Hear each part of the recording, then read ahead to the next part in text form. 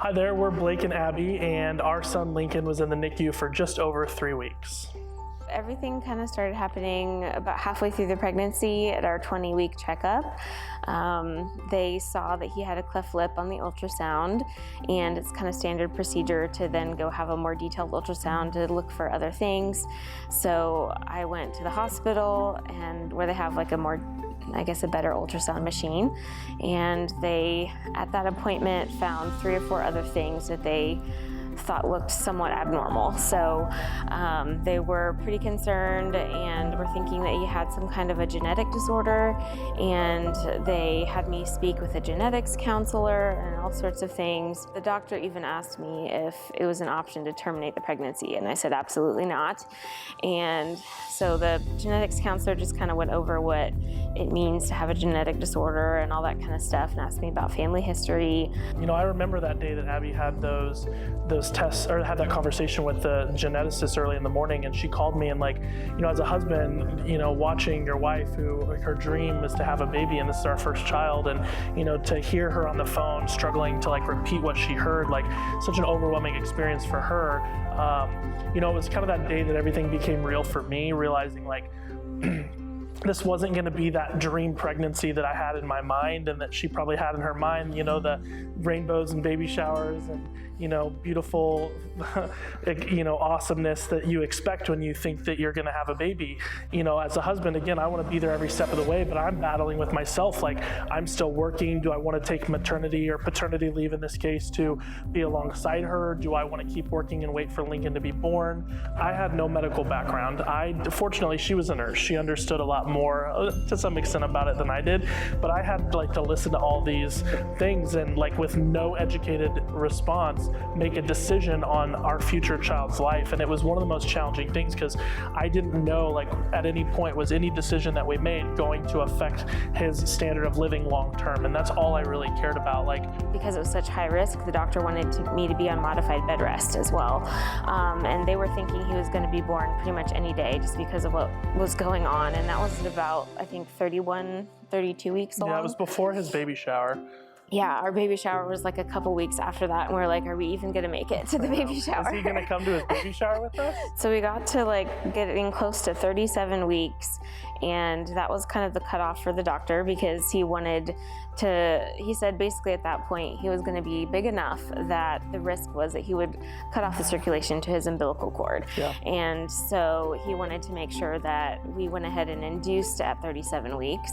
So we went ahead and scheduled it with the hospital. We had it all set up, and the day before I had my last appointment, and I went in and the doctor saw some kind of scary stuff on one of the scans, and he was like, well, we were gonna come in tomorrow anyway. I'm just gonna keep you and admit you today. One thing I learned along this whole process of being, you know, the parents of a premature / gonna be in the NICU baby is that expect the unexpected. I remember in the middle of our journey, they sat us around this table with all these doctors. We had the heart doctor, the brain doctor, the cleft lip doctor, and the kidney doctor, and a family counselor sitting across from me and Abby. And man, that was the most intimidating day of my life, watching these 5 medical professionals sit across this table from us and basically tell us that we need to get prepared to make an end of life plan, because that, you know, there's so many things wrong with our son that when he's born, it's very likely he's not gonna survive, if very long, if at all, from birth. And so, you know, that was a really hard conversation, but we said, no, we're not gonna believe that. We're not gonna stand with that. And like, we'll be mentally prepared, I guess, as much as you can be, but also like, we believe in the power of prayer, and we believe that that's not going to be our story. And, you know, so we chose to smile, thank them for their time and their expertise, and just keep on trucking. And, you know, our birthing story was amazing. I mean, Abby had a great birth. Lincoln came out, and I just remember the moment that he came out, he started crying. And like, I remember looking over at Abby and her tearing up, because that was all we wanted, was because that meant his lungs worked, you know, and that was one of the biggest things we were scared of. Like, did his lungs develop in there with not enough fluid? And hearing those cries, was just like such a sigh of relief for us. And like at that moment, nothing else mattered. You know, it was like, check one of those boxes off. He's alive. You know, they whisked him away to this room next door, and Abby's mom stayed with her, and I went over with Lincoln next door to the NICU room where they were weighing him and doing everything. And, you know, just kind of inspecting him as a newborn baby and just watching him lay there so helplessly. And it was just such a crazy experience. But from that point forward, I really felt a sense of peace, you know, and I just knew like things were gonna be okay. And the doctors were still telling us like, you know, he's probably not going to be able to use the bathroom, which means he's going to need double kidney dialysis and a transplant within his first couple years, and et cetera, all these things. You know, but funny thing was, like, that didn't end up becoming one of the most challenging parts. We ended up going into the NICU, and I can let Abby talk about what that was like, because she was there most days. I, unfortunately, was still working a lot at this time because, you know, again, having a premature baby, like, at what point did I, as the father, make the decision to stop working and be home? I really wanted to wait until he was home. You know, I wanted to be that support for Abby when he came home. I didn't necessarily feel like both of us sitting in the hospital room all day, every day was what was best for Lincoln at that point. And that was a really hard decision for us to make, but it's what we decided to do. And so I was there as much as I could be, but ultimately Abby was the one that was there day in and day out. I think the hardest part for me was just having to leave him at the hospital every night. Not being able to take him home was very hard. I had a couple days where I had a couple breakdowns in the car before I drove home.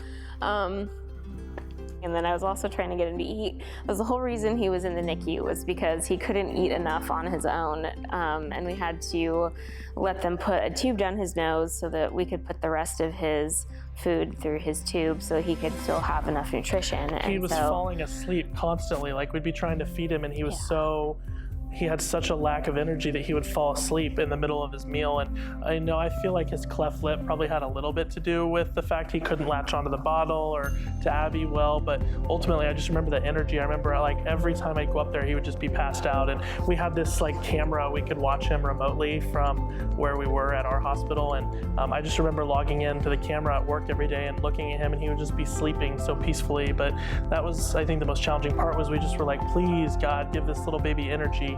One of the hardest days in the NICU was when he was a couple days old, letting them put that tube in his nose. I really didn't want to do that because I knew that that would mean that we'd be there longer. And it was a really hard decision to make, but I knew that he needed to be able to have his nutrition to grow, so I let them do it. And we were in the NICU for about 3 weeks, and it finally got to the point where he was doing well, but not well enough to go home.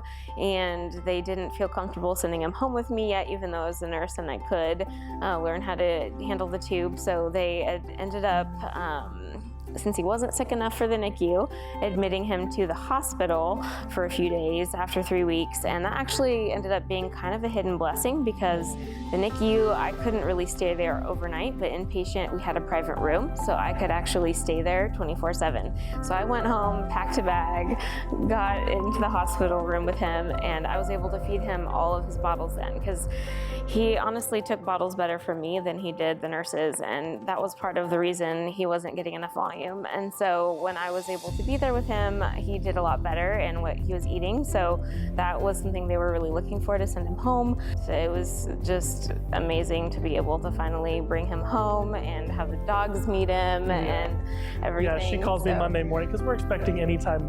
She calls me Monday morning, she's like, we're by the curb, get down here. Like, she was ready to rock, you know. We were so excited to go home, and honestly, like Abby said, like, getting him home and having us being in control was the best thing that ever happened to him. And like, he was only on the tube for how much longer? I got his tube out a week later. Yeah, so. I mean, 1 week after he came home, he was off the tube. And one of the biggest things when I hear about other people that are going through similar experiences like NICU and having premature pregnancies and complications that they're scared of, is like, you have to take everything you hear and you have to process it and you have to believe it, and you have to understand that the experts are doing what the experts truly feel is best. But at the same time, like, every circumstance is different and every baby is different. And like, we just knew, like, if you know that you know that you know, like, that's there's nothing that can stand in the way of that, you know, like, and truth will always win. And so, you know, I think the biggest piece of advice I can give is, like, stay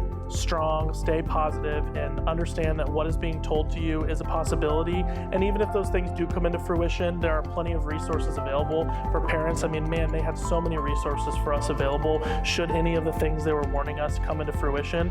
But ultimately, I think just take it a day at a time is all you can do. And it felt like the longest 3 weeks of our life having him in there.